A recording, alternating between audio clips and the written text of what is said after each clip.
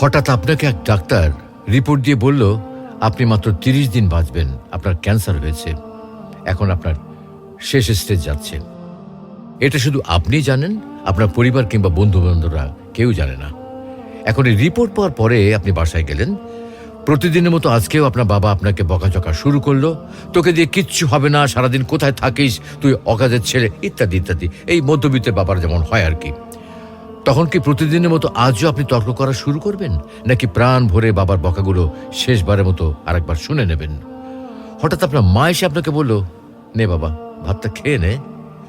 আপনার মনে হবে এই বুঝি আপনার মায়ের শেষ হাতের খাওয়া, আপনি আর বাঁচবেন না।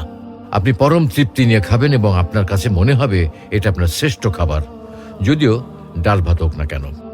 আপনি বের হলেন, পুরনো এক বন্ধুর সাথে দেখা, আপনি যাকে মোটেও সহ্য করতে পারেন না, সবসময় তার সাথে কথা কাটাকাটি হয়, আজকেও সে আপনাকে কিছু কথা শুনিয়েও দিল।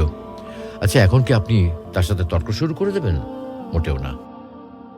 আপনি হয়তো তাকে জড়িয়ে ধরবেন এবং বলবেন, দোস্ত ভালো থাকিস। আচ্ছা জানেন, আমরা এখন মৃত্যুর কথা ভাবতেই চাই না, এ থেকে আমরা পালিয়ে বেড়াতে চাই। কিন্তু যদি আপনি ভাবেন যে আজই আপনার শেষ দিন, তাহলে দেখবেন সবকিছুই আপনার কাছে ভালো লাগছে।